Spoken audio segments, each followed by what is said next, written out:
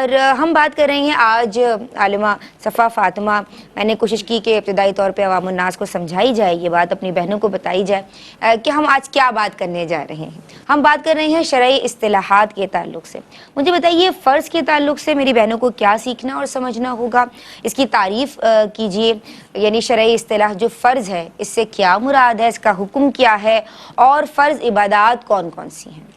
اعوذ باللہ من الشیطان الرجیم، بسم اللہ الرحمن الرحیم۔ اللہ رب العزت نے بعض عبادات کو ہم پر لازم قرار دیا ہے اور بعض عبادات ہم پر آپشنل رکھی ہیں، اور اس کی وجہ یہ ہے کہ عبادات سے ہمارا تعلق بالکل ختم بھی نہ ہو جائے، اس لیے ہمیں وقتاً فوقتاً کچھ فرض عبادات ادا کرنے کا حکم دیا، اور اسی طرح بعض عبادات کو ہم پر فرض نہیں رکھا تاکہ ہم اپنی سہولت کے اعتبار سے جس قدر ممکن ہو ان پر عمل کرتے چلے جائیں۔ ٹھیک۔ جہاں تک فرض کا تعلق ہے تو فرض سے مراد وہ عبادت ہے کہ جس کو ادا کرنا ہر حال میں ضروری ہو، اور اگر آپ شرعی اصطلاح کی بات کریں تو اس سے مراد یہ ہے کہ وہ عبادت جس کو مقرر کیا گیا ہو، جو متعین ہو، جس میں کمی یا زیادتی کی کوئی گنجائش نہ ہو۔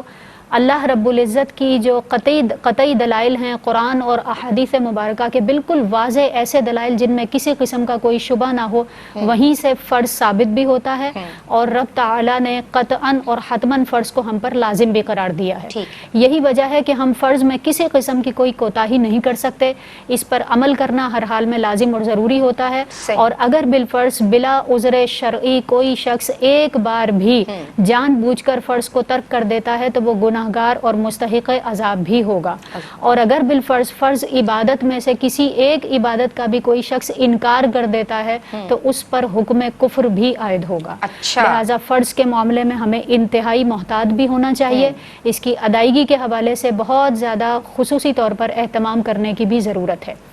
پھر فرض کی اقسام کے اوپر اگر ہم بات کریں تو اس کی ادائیگی کے اعتبار سے جو اقسام بنتی ہیں ان کو ہم شامل کر لیتے ہیں۔ ایک فرض کی قسم ہے فرض عین، اور ایک ہے فرض کفایہ۔ فرض عین سے مراد یہ ہے کہ ہر وہ عبادت جو ہر مکلف پر یعنی عاقل بالغ مسلمان پر لازم کی گئی ہو، اور فرض کفایہ سے مراد وہ عبادت ہوتی ہے کہ اگر ایک دو مسلمان یا چند مسلمان ادا کر لیں تو سب کی طرف سے ادا ہو جائے گی۔ ماشاء اللہ، آپ کی بات میں چاہوں گی کہ آپ آگے مکمل کیجئے۔ دیکھیں،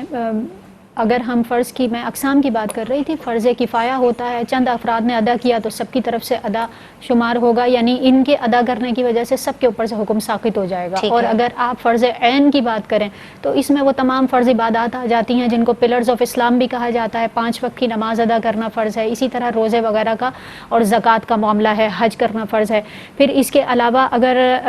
عقیدے کی بات کریں تو وہ عقائد جو کہ اسلام کے دین اسلام کے بنیادی عقائد کہلاتے ہیں ان کے بارے میں بھی انفارمیشن حاصل کرنا بھی ہم پر فرض ہے، اور اپنے عقیدے کی درستگی کرنا، قرآن اور احادیث مبارکہ کے مطابق ہمارا عقیدہ ہو، یہ بھی ہم پر لازم اور ضروری ہے۔ عقود اور حقوق کی بات کریں تو حلال کمانا، حلال کھانا، یہ تمام ظاہر ہے کہ ہم پر فرض رکھا گیا ہے۔ اور اسی طرح اگر ہم لوگوں کے حقوق کی بات کریں تو اس میں بہت ساری کیٹیگریز آ جاتی ہیں۔ مثال کے طور پر وراثت کے جو احکام اللہ رب العزت نے نازل فرمائے ہیں انہی کے مطابق تقسیم کرنا بھی ہم پر لازم ہے۔ حرام امور سے بچنا بھی ہم پر فرض ہے، اور اسی طرح ہماری عبادات کے درمیان مزید کچھ عبادات ایسی ہوتی ہیں